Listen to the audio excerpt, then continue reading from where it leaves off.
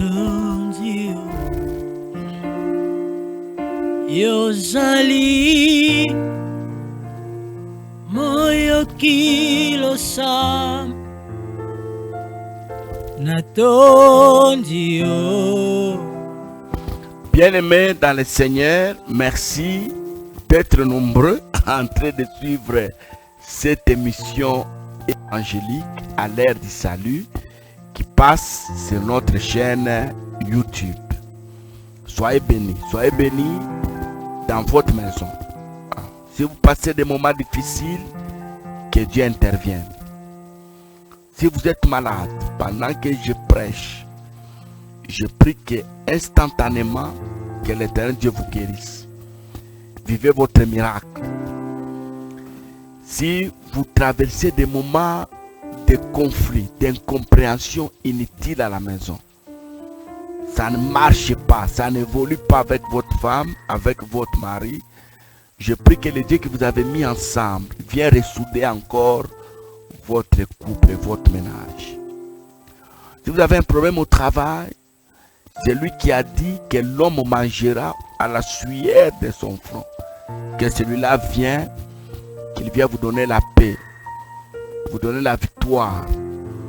Vous êtes haïs sans raison.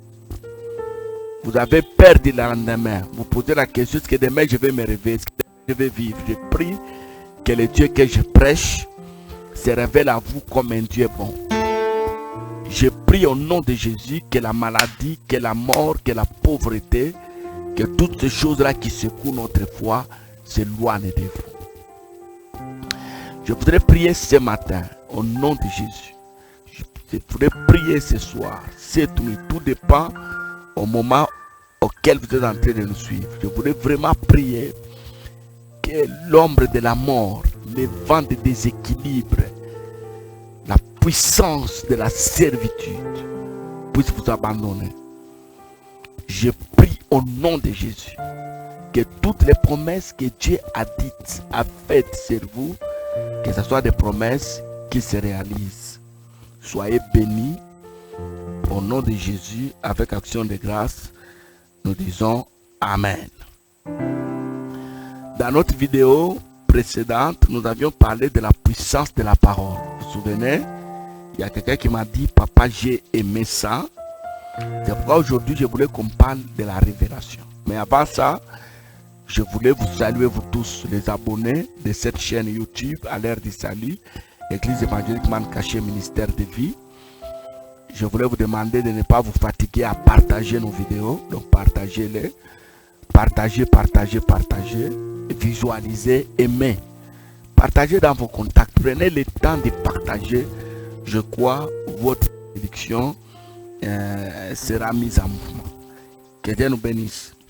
J'aimerais qu'on parle de la révélation. La révélation. Parce que dans les dons spirituels, ils sont de trois catégories, trois ordres. Il y a les dons d'inspiration, il y a les dons de révélation, il y a aussi les dons de puissance. Je reprends. Dans le domaine des dons spirituels, nous les classifions dans trois ordres. Il y a les dons d'inspiration, il y a les dons de révélation, il y a les dons de puissance. Dieu voulant, les semaines et les mois à venir, nous parlerons sur les dons spirituels. Je crois que ça va aider quelqu'un. Dans ces domaines-là, nous trouvons beaucoup d'erreurs. Il y a beaucoup de confusion. Il y a quelqu'un qui parle en langue, il dit qu'il est prophète. Il y a quelqu'un qui a pas de connaissances, il dit qu'il est prophète. Donc toutes ces choses-là, nous allons parler. Mais aujourd'hui, je parle de la révélation comme un moyen qui met un individu chrétien en contact avec Dieu dans le but de l'éclairer. Ok? Là où il y a la révélation, il y a la lumière. Donc la révélation, c'est la lumière. Dieu vient m'éclairer sur quelque chose. C'est très important dans la vie chrétienne. Comme je l'avais dit quand j'avais parlé des secrets intimes d'une vie chrétienne qui réussit, je vous avais parlé de la parole et de la révélation. Dieu nous enseigne par la révélation. Dieu nous enseigne par les saintes écritures, par la parole. Maintenant, si les enseignements que Dieu nous donne, si les enseignements nous aident à gagner, à réussir, à avoir ce dont nous avons besoin, la révélation, quant à elle, nous aide à rester stable dans la foi, dans notre relation avec Dieu. Parce que quand Dieu vous a dit quelque chose et vous vous en tenez à ce que Dieu vous a dit, quelles que soient les tempêtes, quels que soient les vents, vous allez rester parce que vous savez que non, Dieu m'avait déjà dit. La révélation me prévient. La révélation m'éclaire. La révélation me montre le chemin de la réussite, la voie du succès. Pour gagner, pour être fort, j'ai besoin des enseignements de Dieu.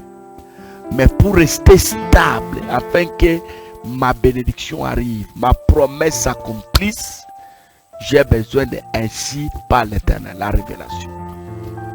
J'aimerais qu'on lise rapidement quelque chose avec vous. Vous allez comprendre déjà avec la lecture. Nous sommes dans le livre des Proverbes, chapitre 29, le verset 18. La Bible dit ceci: quand il n'y a pas de révélation, le peuple est sans frein. Quand il n'y a pas de révélation, le peuple est sans frein. Ah, ça c'est fort, ça c'est puissant. Heureux, on ajoute heureux, si néanmoins ce peuple-là observe la loi. Donc la révélation, c'est un bagage très important, un moyen utile qui me met en relation, qui me garde dans les relations, qui me garde dans la stabilité avec Dieu. Quand vous lisez les livres d'Habakkuk, prenez Habakkuk 2 à partir du verset 2, on dit à Habakkuk: ce que tu as entendu, écris-les, grave-les sur les tables, afin de les lire couramment, même si ça tarde.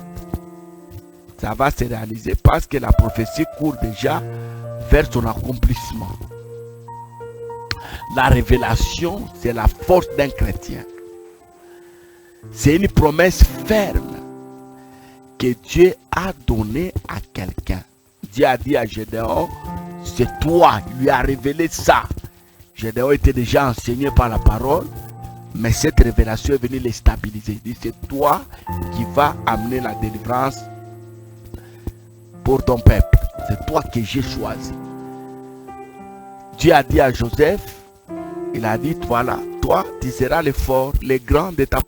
Une révélation qu'il a stabilisé. Même si Joseph est passé par des moments compliqués, quand il se souvient de la révélation, c'est que Dieu lui a dit, il reste stable. Si la parole est communiquée à un grand nombre de personnes, au même moment, nous sommes à l'église, nous sommes seuls, on nous enseigne la parole.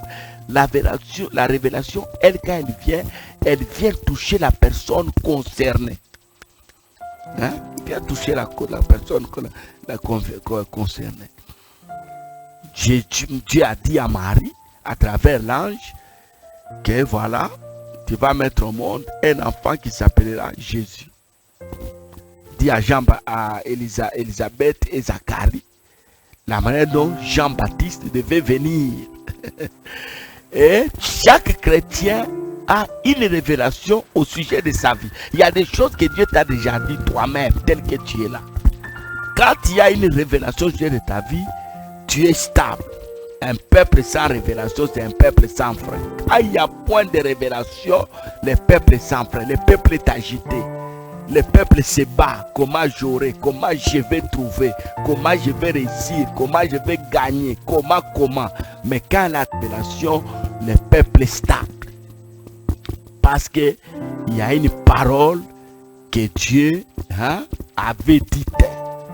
Et vous savez que Dieu n'est pas un fils de l'homme pour se repentir. Dieu n'est pas un fils de l'homme pour se contredire. Quand il a dit quelque chose, bien aimé dans le Seigneur, il finit toujours par le réaliser. C'est pourquoi nous disons toujours, et je vais le rappeler maintenant, que les choses actuelles ne vous trompent pas. Que la vie d'aujourd'hui ne vous trompe pas. Ce que vous vivez maintenant ne détermine pas ce que tu seras demain. Aujourd'hui, tu peux être sans sens. Aujourd'hui, tu peux être déséquilibré. Mais demain, à cause de la révélation que tu portes, tu peux devenir un homme puissant, un homme extraordinaire. Parce que quand Dieu a dit, il a dit. Et c'est un secret. D'ailleurs, des révélations, ce sont des choses qu'il faut garder secret. Il faut garder ça. C'est pour vous. Il ne faut pas les étaler. Parce que le diable nous attaque quand il sent que nous avions révélé les secrets que nous gardons avec notre Dieu. Et ça, c'est très important. Donc, la parole de Dieu, elle est très efficace. La parole de Dieu nous donne tout ce que nous avons besoin. Mais pour avoir bien aimé dans le Seigneur, tout ce que nous avons besoin de rester stable. Rester stable. Et ce qui nous maintient dans la stabilité par rapport à notre foi. Ce qui fait que nous ne puissions pas abandonner à suivre Christ. C'est lui qui met la main à la charrue et regarde en rien et pas dire moi. Ce qui fait que nous puissions rester stables dans les choses de Dieu, quel que soit les hauts et les bas, c'est la révélation. Chose que Dieu m'a dit. Vous me voyez autrement, mais Dieu me voit d'une autre manière. Et moi, je ne considère pas la manière dont je me vois. Moi, je considère dont Dieu me voit. Aujourd'hui, je ne peux pas représenter quelque chose, mais spirituellement, par rapport à ce que Dieu m'avait déjà dit, je représente quelque chose. Et si je reste dans ce que Dieu m'a dit là, je suis stable. Ça peut traîner, mais je suis encouragé parce que cette prophétie-là court vers son accomplissement. C'est pourquoi j'aimerais parler à toi qui me suis. Nécessairement, il y a quelque chose dont Dieu t'a déjà parlé. Même quand je prêche là, tu te souviens de Dieu m'avait déjà dit. Ce que Dieu t'a déjà dit là, tiens là-bas. Tiens là-bas. Tiens là-bas. Que le diable ne te décourage pas. Que le diable ne te fasse pas voir comme si ça traîne, comme si ça n'arrivera pas. Tiens seulement là-bas. Tiens à ce que Dieu t'avait déjà dit. Tiens là-bas. Nous savons que même si ça traîne, le Messie finira par revenir, prendre son église. Même si ça traîne. Quelqu'un a dit, mais bientôt de la Bible. Oui, même si ça traîne, il arrivera un jour. Dieu, tu seras grand. Toi là, tu ne seras jamais la tête et tu ne seras jamais la queue, tu seras la tête. J'aimerais bien aimer dans le Seigneur que tu retiens ça. Garde ça. Le Dieu de la Bible, c'est un Dieu fidèle. Il n'est pas un fils de l'homme pour se repentir. Il n'est pas un fils d'Adam pour se contredire. Si Dieu a dit va t'élever, il finira par t'élever. Quel que soit les combats. Quel que soit les combats n'annulent pas la révélation. Les combats ne détruisent pas l'ainsi dit l'Éternel. Le combat est là, mais ce que Dieu m'a dit finira par ça arriver. Que Dieu nous bénisse. Gardez ces choses, ce sont des richesses. Enseignez-les, fortifiez-vous. Quand vous sentez les secousses, parfois la vie chrétienne est remplie de secousses. Quand vous sentez les secousses, restez ferme par rapport à la révélation. Soyez bénis. N'oubliez pas d'aimer la vidéo. N'oubliez pas de partager la vidéo. Si vous n'êtes pas encore abonné, abonnez-vous. Vous avez l'avantage d'être abonné. Vous avez la vidéo sans qu'on vous la partage. Donc si vous vous abonnez seulement et que vous cliquez la barre de notification, à chaque fois que nous lançons une vidéo, YouTube vous l'envoie sans que nous puissions vous la partager. Que Dieu vous bénisse et à la prochaine.